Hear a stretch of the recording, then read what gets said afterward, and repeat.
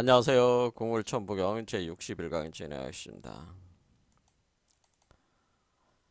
19세기 중반에 들어와서 중국이 서양 세력에 완전히 잠식을 당하면서 몰락을 하고 중국의 거의 속국이나 같았던 그 조선이라는 나라는 앞으로 어떻게 될지 풍전등화의 상황에 있다가 결국 일본에게 먹히는 상황에 이제는 일제 36년에 통치를 당하게 됐는데요. 이런 격변기에 이 암울하고 어두운 시기에 우리 그 한국에는 위대한 사상가들이 연이어 출연을 하면서 미래를 대비하는 한민족 사상 체계를 정립을 하게 됩니다. 그것이 크게 얘기하자면은 개벽사상이라는 개벽사상. 그래서 개벽사상이 우리 한국 사상이라고.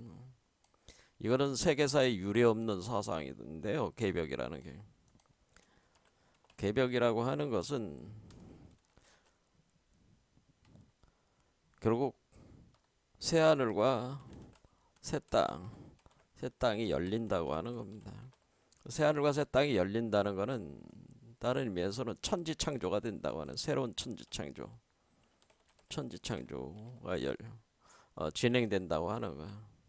근데 그것이 이 천지창조의 과정에서 인간도 변화하게 되는데 인간이 인류가 신선, 부처, 그리스도 같은 초인으로 변화하는 과정을 수반한다고 하는 거죠. 그리고 이렇게 변화함으로써 이 땅에 지상성국이 열린다. 신선들의 나라가 열린다라는 그것을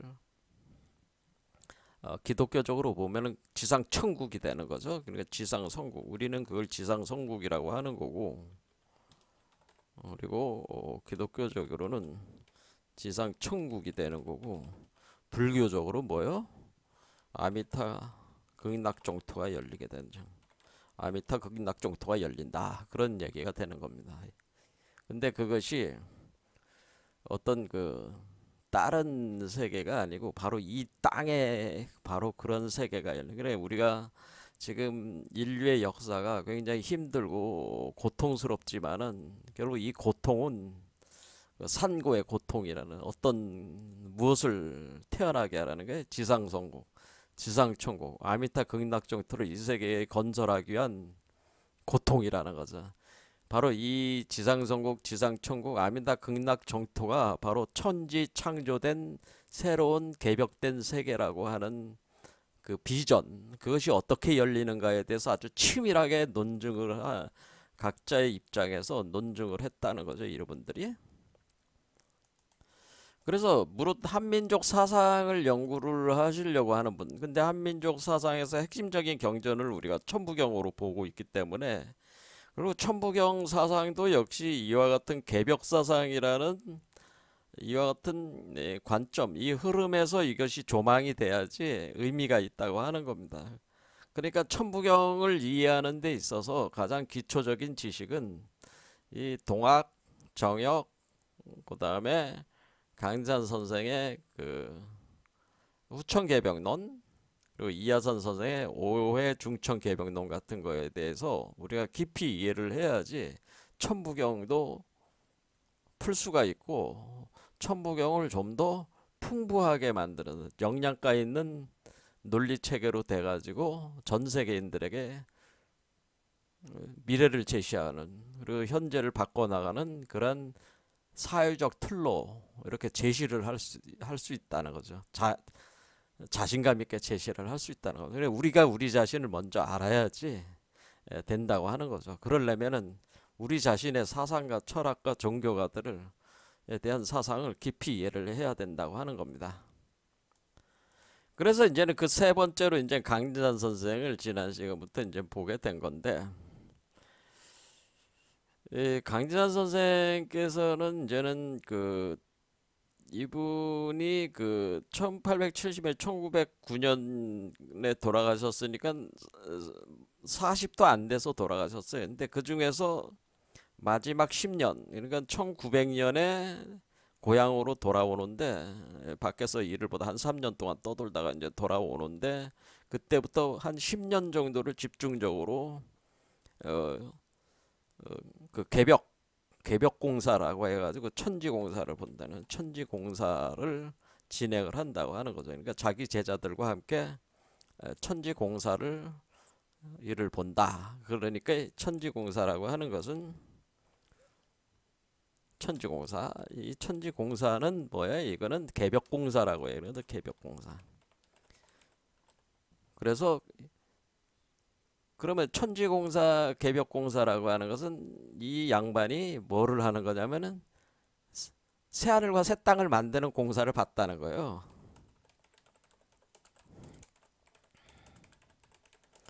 일을 했다. 그러니까 새하늘과 새 땅을 만드는 일을 했다는 거는 창조 작업을 했다는 거 아니에요? 뭔가 우주 창조 작업을 했다는 거잖아요. 한마디로 우주 창조 작업을 했다는 거.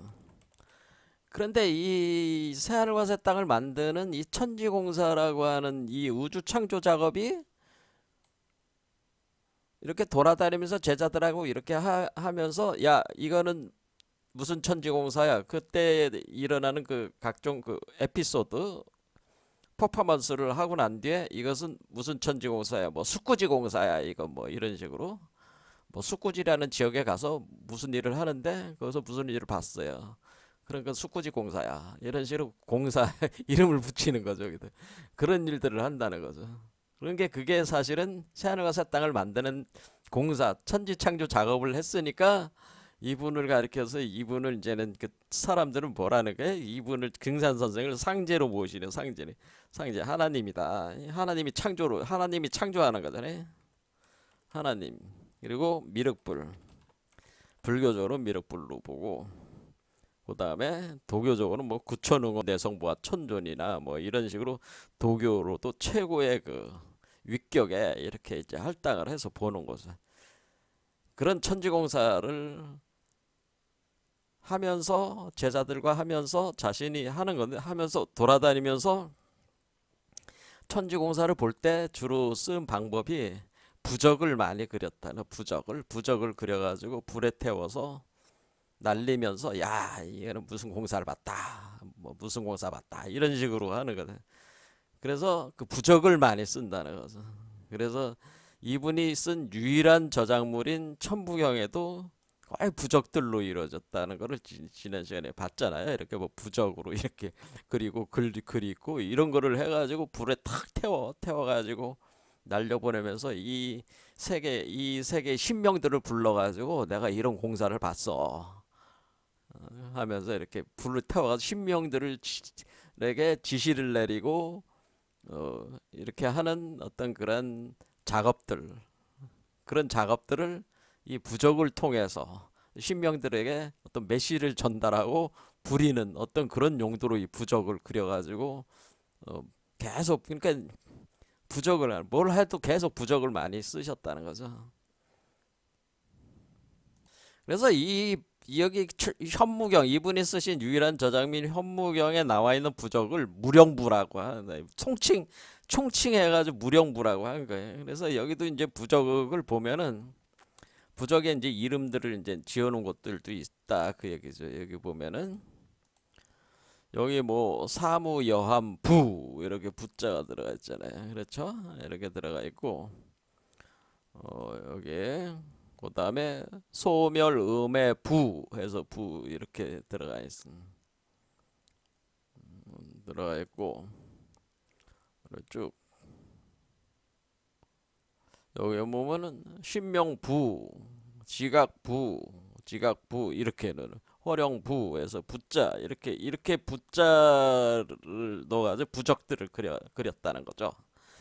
그래서 이렇게 하는 이 부가 그러니까 이 천지신명들을 이렇게 그 관장해 가지고 천지공사 일을 하게 만드는 지시하거나 뭐 이렇게 그 천지의 변화를 이렇게 일으키는 그런 권한을 행사를 할 때 부적을 써가지고 행사를 한다는 그것이 요 천부경의 부가 천부경의 천부라고 하는 것에 다양한 형태, 그러니까 첨부는 하나의 딱 틀이지만은 그걸 다양한 형태로 이렇게 만들어 가지고 이것을 실제적인 작용, 그러니까 이게 첨부가 본체라면은 여기서 쓰는 부적은 용, 그렇죠? 본체에 대한 작용의 개념으로 이 부두를 만들어 가지고 사용을 했다는 거죠. 그것은 최수훈 선생께서도 궁울영부 그림을 그려가지고 불에 태워가지고 그것을 물에 넣어가지고 또 냉수에다가 넣어가지고 또 마시고 그런 걸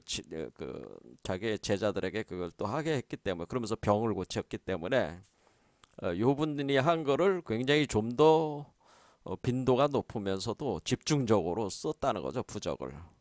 그런 것이 어떻게 보면 이 천부의 부와 통하는 개념이라는 거죠, 다. 그러니까 천부의 부는 일종의 추상적 관념적 개념처럼 돼 있지만은 이 강인산 선생이 그걸 뭐예요? 작용, 실제적인 현실적 세계에서의 그 변화 작용에 그 부적을 그려서 함으로써 그 부의 의미를 좀 더 삶 속에다가 녹여냈다. 뭐 이렇게 보시면 되겠습니다.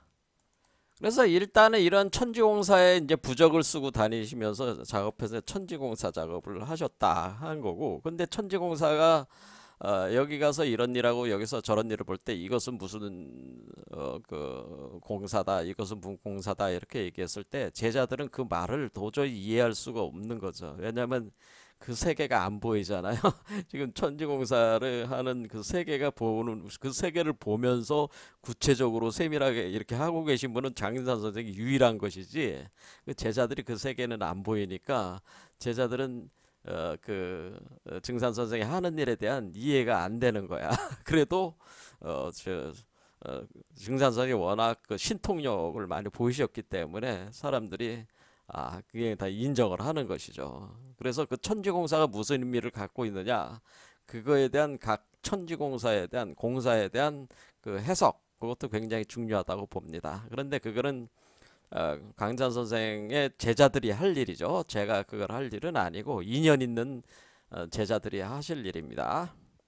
그리고 그 강산 선생께서는 그래서 이제 후천계병론을 이제는 전개를 하시면서 뭐를 얘기하게 되냐면은 우리가 지금은 원시반본하는 시기다라는 원시반본. 그러니까 원시반본이라는 게 뭐예요? 이때 원시라는 게 원시 근원. 그러니까 이때 이 원자가 아니고 원시라고 해서 앞쪽에 이 원시 근원이 되는 그 시작점으로 돌아간다는, 지금 극즉반의 이치로 반본 그 근본으로 돌아간다라고 하는, 돌아가는 게 지금 우주 메커니즘이다. 그래서 지금 이거는 동일한 개념이잖아요. 우리가 원시반본 하는 거잖아요. 원시반본 여기로 돌아가는 거죠. 여기서 나와서 다시 돌아가는 거죠. 이렇게 원시반본을 말씀을 하셨고, 이 원시반본하는 과정 속에서 우리가 해원상생이라는 게 일어나게 되는데, 해원이라고 하는 것은 그리고 우리가 원을 푼다고 하는 것은, 원한을 푼다고 하는 것은 그 어떤 그 우리가 그 지혜가 없을 경우에는 오해, 망상 뭐 이런 거로 인해서 서로 그 적대감 또는 분노 이런 것들이 이제 그 쌓이는 거죠. 그런 것들이 쌓여가지고 이 세계에 이제 그게 이제는 일종의 그 업장이 돼가지고 계속 그 업력에 의해서 이렇게 돌아가는 이 구조를 해소를 시켜야 되는 게. 그게 지금은 한마디로 그 해원 시대라고 하는 그런 업장을 해소를 시켜가지고 모든 인간이 가지고 있는 그 내재적인 그 어떤 그 분노감, 그 원한의 요소들, 그런 것을 풀어서 서로 평화로운 세계를 열어야 된다. 열게 돼 있다고 하는 게 해원 사상이죠. 그래서 해원이 돼야지 사람들이 그 원한을 푸는 구조가 돼야지, 원한이 풀려야지 평화로운 지상선국이 이루어질 거 아니에요. 그래서 해원이 돼야 되고, 해원이 돼야지 그때 상생이 되는 거죠. 그래서 이제는 해원상생이라는 사유 체계를 또 이제는 얘기를 하게 되는 거죠. 이렇게 이제는 몇 가지 이제는 중요한 그 개념들을 내세워 가지고 자신의 제자들을 이제 지도를 한 것이죠. 자, 그러면은 오늘도 지난 시간에서 현무경 또 보겠습니다. 강진한성의 유일한 저작물 현무경. 그래서 현무경에서 이제 다 볼 수는 없고, 현무경이 워낙에 이것도 이제 난이도가, 왜냐면 지난 시간에 말했지만 이 부적을 누가 해석할 수 있겠어요.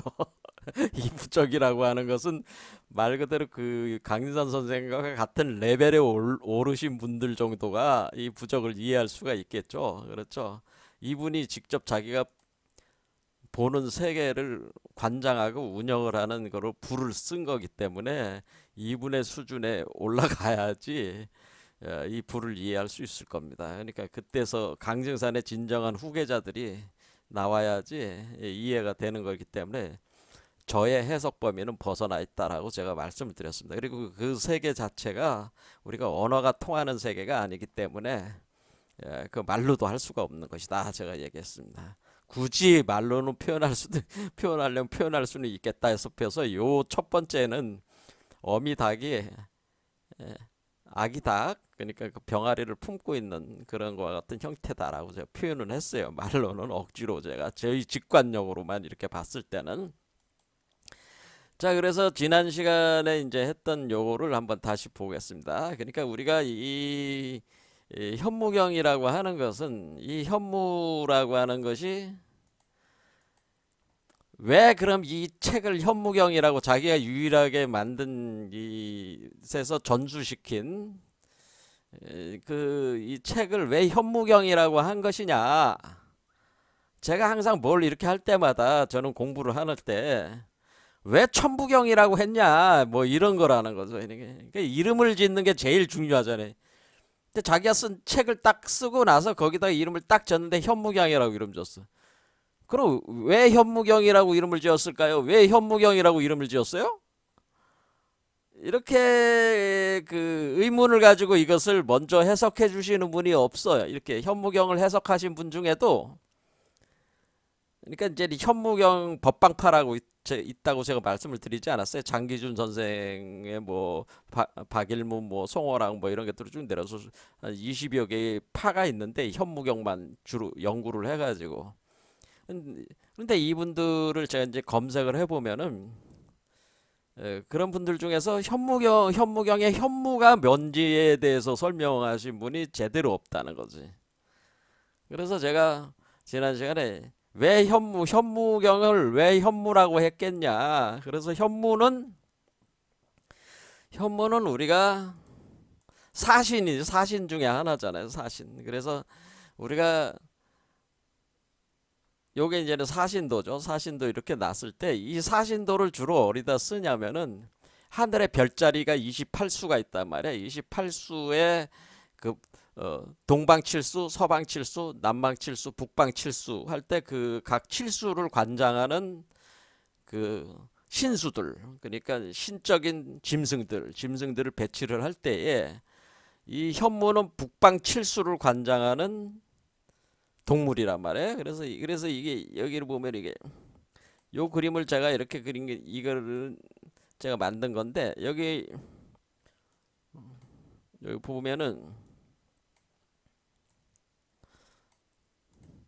여기 북방칠수는 벽실 위허 여우두, 그래서 이렇게 7개의 별자리 큰, 그러니까 동양에선 별을 구간별로 이렇게 나누니까 7개의 칸이죠. 나눠진 구분된 칸. 그래서 총 28개란 말이에요. 그런데 여기 북방 칠수를 관장하는 신수가 현무입니다. 그래서 북방 칠수 이렇게 이제 놓으면 됩니다. 그러니까 이 세계가 이와 같은 세계가 우리 몸속에 있다고 하는 거죠.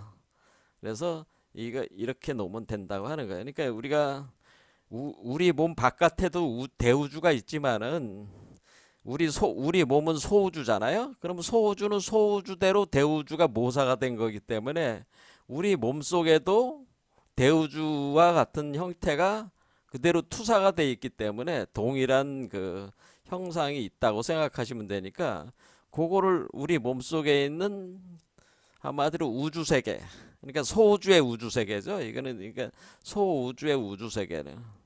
그래서 소우주의 우주세계가 여기에 있다. 28수가 있다. 이런 개념이라는 거죠. 그렇게 되면은 우리가 현무라고 하는 것은 요 북방, 우리 몸을 기준으로 하면 아래쪽이죠. 이 아래쪽이 바로 북방 칠수에 해당되는 부분이라고 하는 거죠. 그래서 이렇게 북방 칠수에서 현무를 이렇게 얘기한 거는 이제 현무의 그림을 보면은 이렇게 생겼다고 해가지고 여기 거북이가 있고 이렇게 머리가 두 개가 있는 뱀 머리가 두 개가 있는 거잖아요. 용 머리가 두 개로 보기도 하는데 요거 또 뭐 요런 식으로 요런 현무가 이렇게 생긴 거죠. 이렇게 생겨가지고 이렇게 그렇지 이렇게 된 거죠. 이게 거북인데 이렇게 된. 자, 요거 또는 요런 그림들이 뭐 그림들이 많아요. 현무에 대한 거는 이렇게 그렇죠. 이렇게 머리가 이렇게 두 개가 나와가지고 이렇게 꼬여 올라가. 그래서 이거를 갖다가 지금까지 우리가 해온 그 이 구조에다가 그대로 놓고 보면은 어떤 형태가 되냐면은 요 밑에 이제 거북이가 있는 거죠. 거북이가 있고 그러니까 이제는 그걸 신구라고 하는 겁니다. 신구. 신령스러운 거북이 해가지고 신구. 신구. 그러니까 거북이 구자라거든. 거북이 구자라.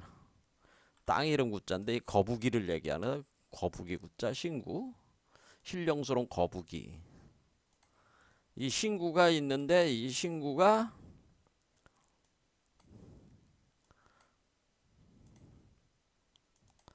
그냥 거북이가 아니고 이 신구가 현무라는 거죠. 현무가 현무적 작용을 한다고 하는 겁니다. 그럼 이 신구가 신령스러운 거북이가 현무가 되는 건데 이 현무가 여기에 이제 있다고 하는 것은 뭐냐면은 제가 이 하도라고 하는 것은 복희 씨가 하수라는 그 강에서 용마가 이렇게 나올 때 용마의 등에 그려진 그림이 하도라고 알려진 거고요. 낙서라고 하는 것은 우리가 하나라 위임금이 낙수라는 곳에서 올라온 그 신령스러운 거북이 등에 쓰여져 있는 글과 그림을 가리켜서 낙서라고 이렇게 한 거란 말이에요. 그러니까 우리가 여기에는 하도가 있는 거고 여기에 낙서가 있다는 것은 이 위에 쪽은 용마를 의미하는 거고 그러니까 용마가 되는 거죠. 여기 위에는 용마 개념이고 용마하도고 여기서는 신구낙서라고 하는 거야. 신구낙서. 그러니까 밑에는 거북이고 위에는 용마다 이렇게 보시면 되겠습니다. 그러면 우리가 이 낙서를 짊어지고 나오는 이 신령스러운 거북이가 바로 우리는 뭐라고 얘기할 수가 있겠어요? 이것이 바로 현무를 의미하는 것이기도 하겠구나라는 것을 알 수가 이게 바로 현무를 의미하는 거구나. 그러면 이 현무가 그냥 거북이 딱 그것만 있는 게 아니라 거북이가 머리가 두 개가 있어가지고 서로 꼬여 올라가니까 그 두 마리 용뱀을 가리켜서 꼬여 올라간다. 오를 등자를 써서 등사라고 했다는 거죠. 이게 등사. 그렇죠. 이게 등사라고 해가지고 이렇게 그러니까 이걸로 따지면은 이렇게 되면은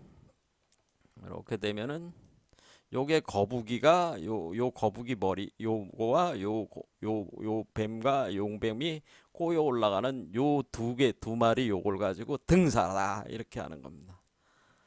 그러면은 이 형태를 잘 보면은 이게 그러니까 우리가 이 형태는 이 두 마리가 꼬여 올라간다고 하는 것은 지금 우리 구조로 볼 땐 궁울영부 빈몸 활성화 메커니즘으로 볼 땐 이 두 개의 그러니까 여기 빨간 뱀과 파란 뱀을 뜻하는 거구나. 이걸 알 수 있죠. 그러니까 여기다 거북이만 갖다 놓으면은 요게 현무적 구조가 되는 거죠. 여기까지 올라오는 게 그렇죠. 현무적 구조가 된다라는 거 알 수가 있어요. 그래서 그것을 또 이렇게 자료를 조사를 해보면은 우리는 뭐를 볼 수 있냐면은 우리가 모든이 아니라 우리가 여러분들이 제가 경주에 가서 태종 무열 왕릉을 가봤더니만 거기에 왕릉 같은데 이렇게 왕릉이나 또는 어떤 지체가 높은 사람의 그 귀족의 이런 무덤 묘에 가보면은 이런 게 있다는 거죠. 이렇게 생긴 게 있는데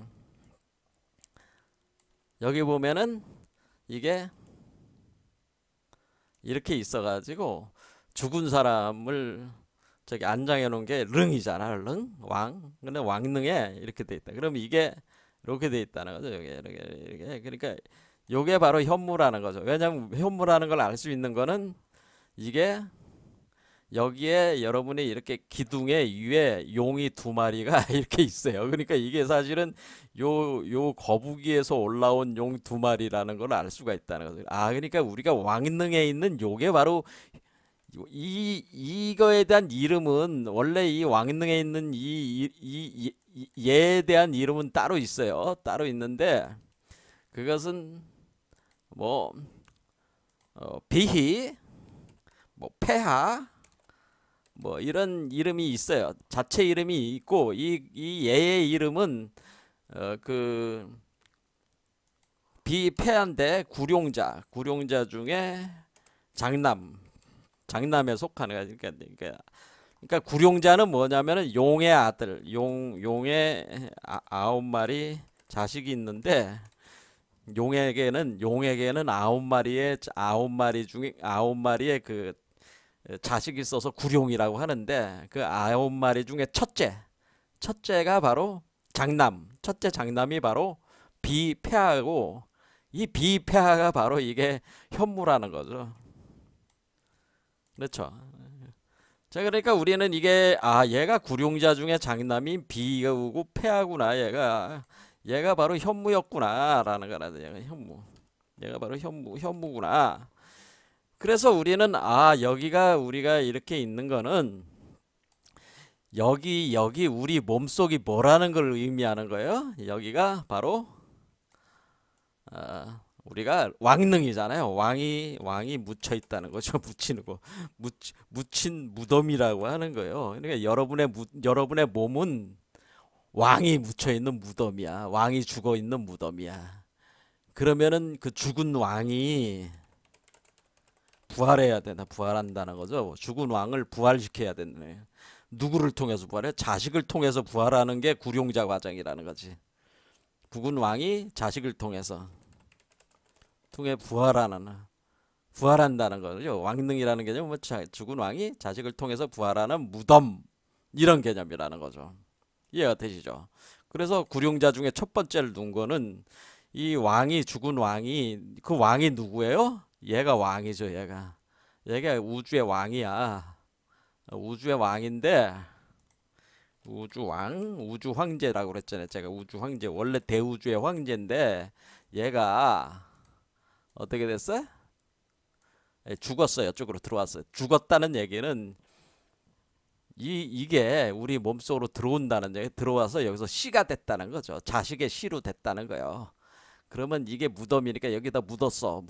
무덤은 그 뼈와 뼈를 통해 가지고 그 몸을 통해 요를 통해서 요거의 그 기운을 통해 가지고 자식으로 태어나는 무덤과 같다. 우리 몸은 왕릉과 같다고 하는 거다. 그러면 그거는 우리 몸이 해야 될 일은 뭐예요?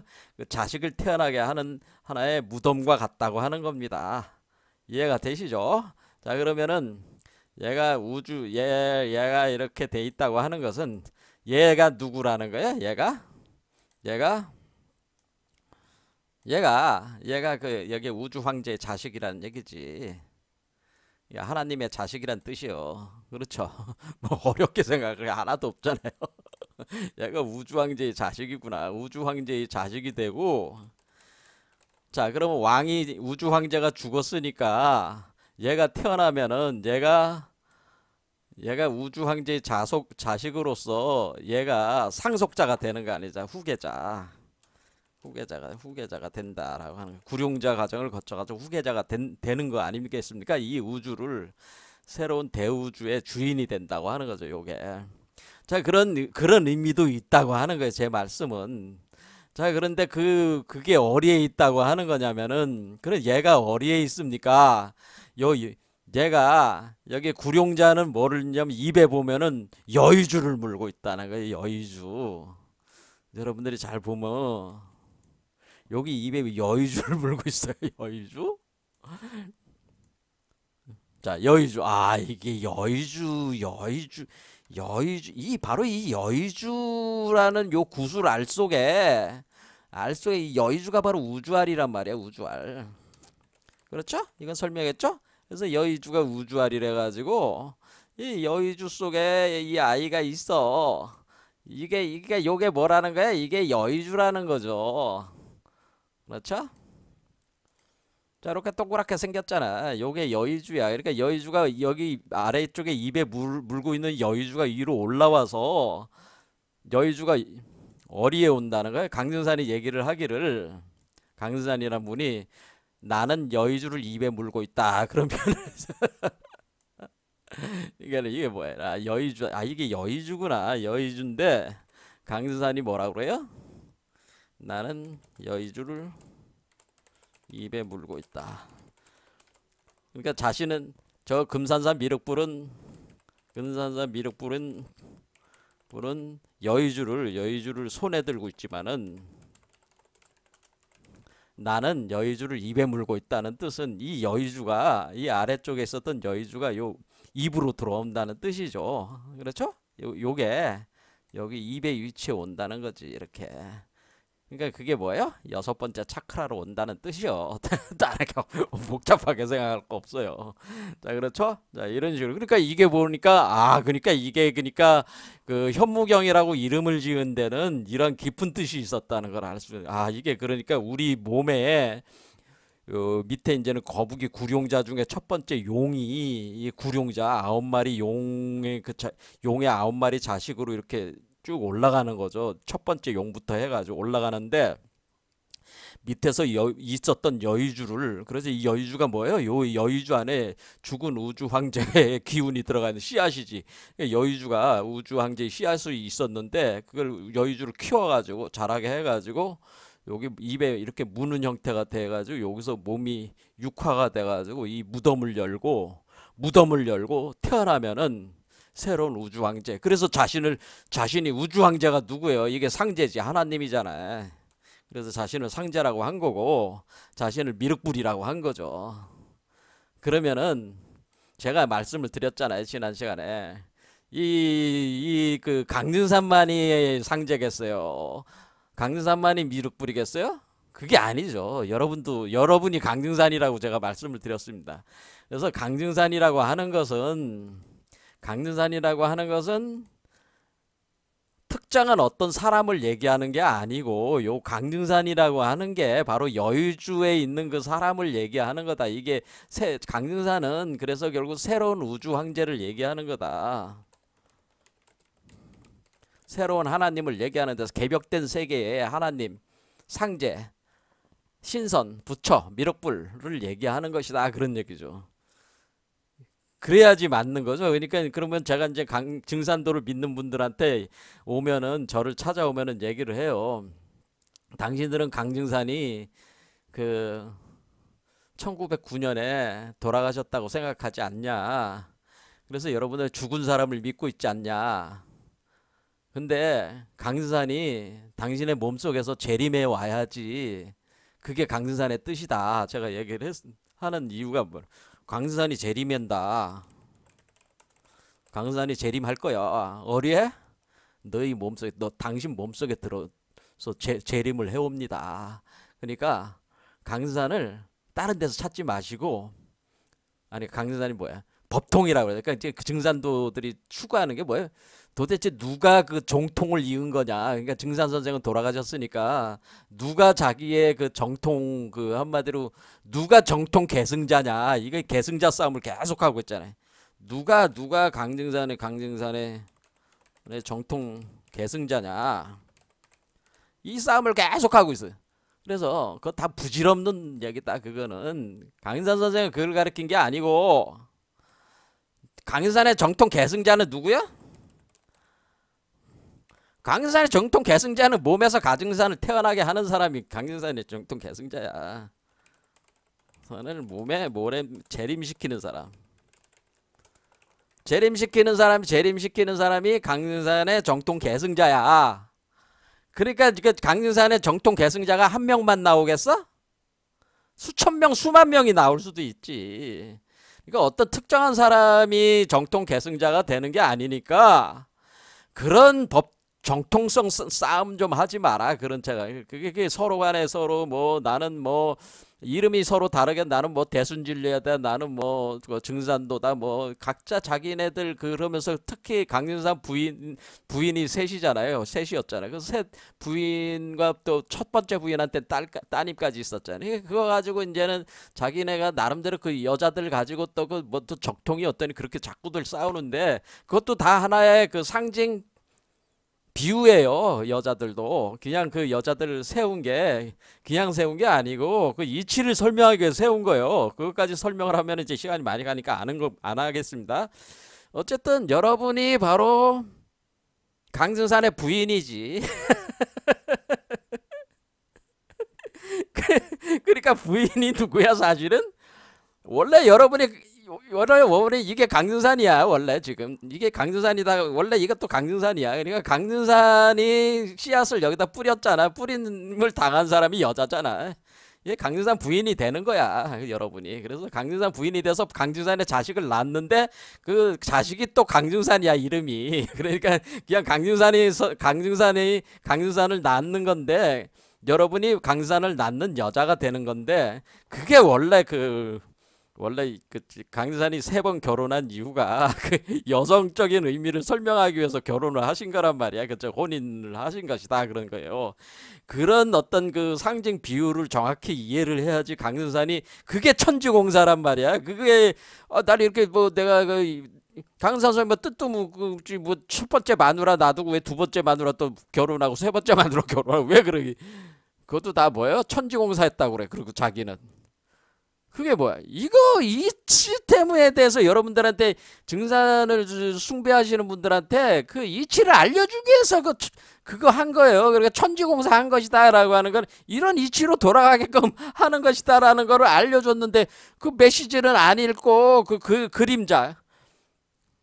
그림자에만 사로잡혀가지고 확 그거 가지고 사람들이 뭐 정통이 뭐니 이렇게들 하고 있으니 저는 증산도가 아니지만은 강산 선생이 왜 그렇게 그 하는지 저는 보이는데 근데 그 증산도를 믿는다는 분들이 정상 증산 선생을 잘 모른단 말이야. 증산 선생을 믿는다고 하시는 분들이 그런 겁니다. 그러니까 정신들 차리셔야 된다. 증산 선생 믿는 분들도 강산이 누구라고요?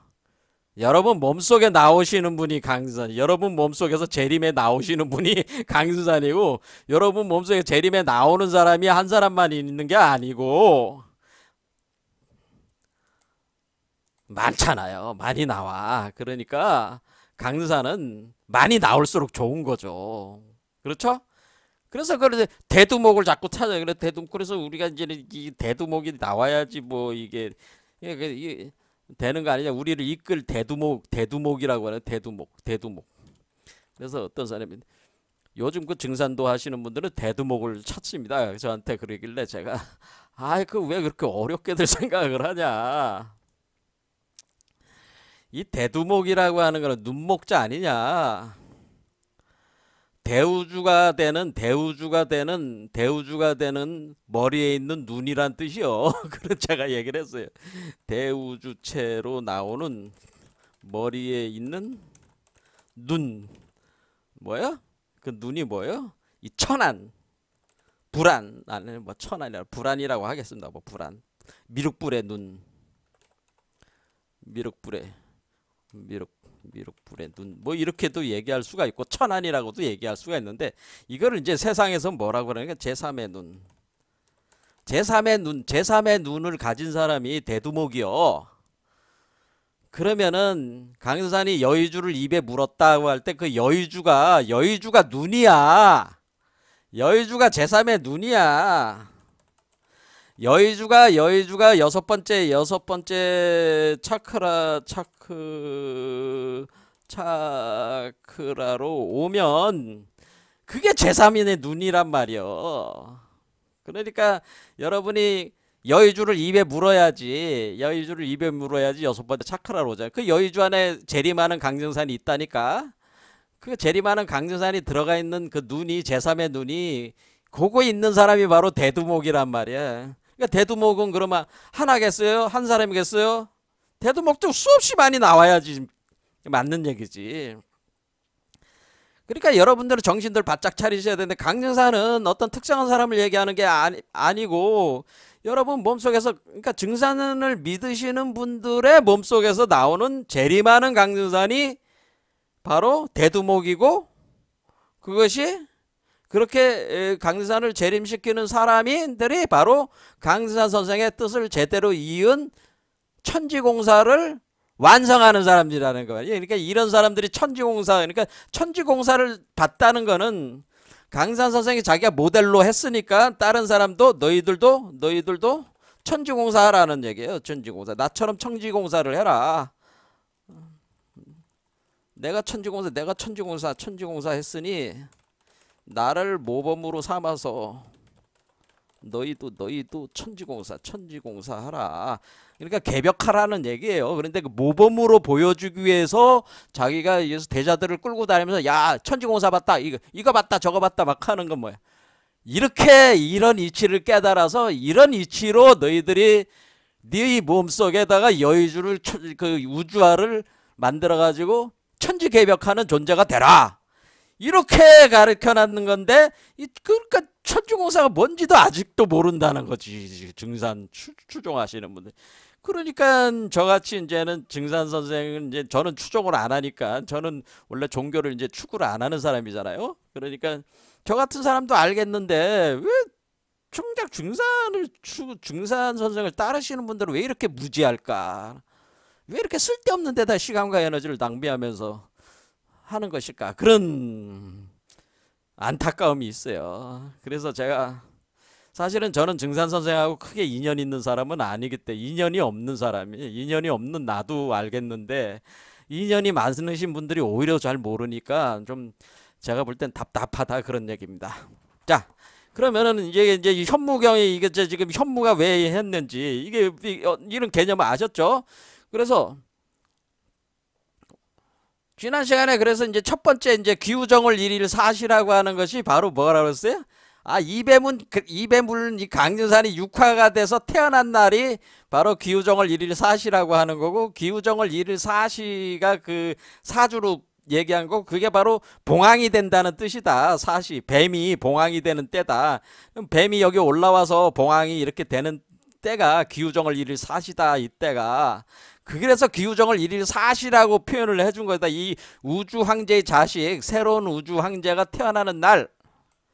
그래서 새로운 우주 황제가 여의주에서 태어나는 날, 이것이 바로 기우정을 일일 사시다, 이런 얘기를 말씀을 드렸고, 그리고 여기서 이제는 손자사무, 익자사무라고 하는 것은 이 주역을 공부한 사람들은 금방 알 수 있는데, 또 주역을 공부했다고 아는 것도 아니에요. 이게 이치를 모르면 모르니까.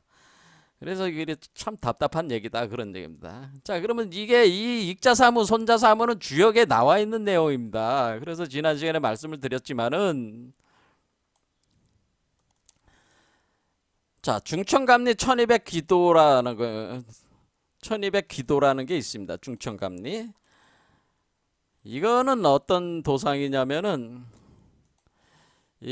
우리가 이제는 주역의 계를 보면 64개 중에서 중천건부터 40번째 계가 뇌수해계예요. 그래서 여기 뇌수해는 해원상생의 해란 말이야. 자, 해원상생. 자, 해원. 여기가 보니 뇌수해라는 40번 계가 40번 뇌수해. 뇌수해는 해결했다, 그런 뜻이죠. 해결했다. 해결했습니다. 자, 풀었습니다. 문제를 풀었습니다. 다 풀었습니다. 해결했습니다. 그런데 해소했습니다. 해결했습니다. 했자. 해결했습니다. 문제를 다 풀었어요. 그러니까 모든 장애가 되는 문제를 다 풀었어요. 그래서 풀었어? 그럼 이게 해원상생이에요. 해원상생. 그러니까 해원했습니다. 해원이 됐다라고 하는 겁니다. 그럼 모두가 이제는 사람들이 그 가지고 있는 그 원한 관계, 악연, 한마디로 인연에 의해서 이루어진 이 세계에서의 모든 악업들이 다 청산이 됐다는 거예요. 그렇게 되면은 이 사람이 그 여러분 자신, 그러니까 이 강산을 포태한 여러분 자신이 그 모든 그 원한을 푼 그 상태가 되면은 요게 완성이 되는 거란 말이야. 자, 그래서 해결이 됐을 때에 41번째 개가 산택송개고 42번째 개가 풍내익개란 말이야. 그러니까 해가 된 뒤에 뇌수해가 된 뒤에, 그러니까 이게 여기서부터 어떻게 되면 건개부터 쭉 돌아오면은 맨 마지막 이렇게 한 바퀴 돌면 여기에 뇌수해계가 온단 말이야. 그래서 여기에 40개를 배치를 해 놓은 거고, 손개가 41번째고 이개가 42번째다. 그래서 손이라고 하는 건 뭐예요? 얘를 덜어낸다는 게 손이고, 그 다음에 이개가 뭐냐면 이 덜어낸 얘를 덜어낸 뒤에 얘를 덜어낸 애를, 그러니까 몸 밖으로 해산시키는 게 뭐예요? 손이고, 요 해산된 요걸 가지고 세상 속으로 또 사람들은 이게 이제는 우주 황제 강등산 요게 하던 역할을 그 황제의 자식이 후계자가 돼서 이게 이제 대행을 하게 되는 거란 말이에요. 그럼 이 존재가 하는 게 뭐예요? 이 존재가 다른 사람 몸속으로 들어가서 또 이런 존재들로 바꿔줘야 될 거 아니야. 그렇죠? 홍익인간이라고 그랬잖아요, 그거를. 그래서 홍익인간하는, 그러니까 이게 이렇게 나오는 거는 상승하는 거죠.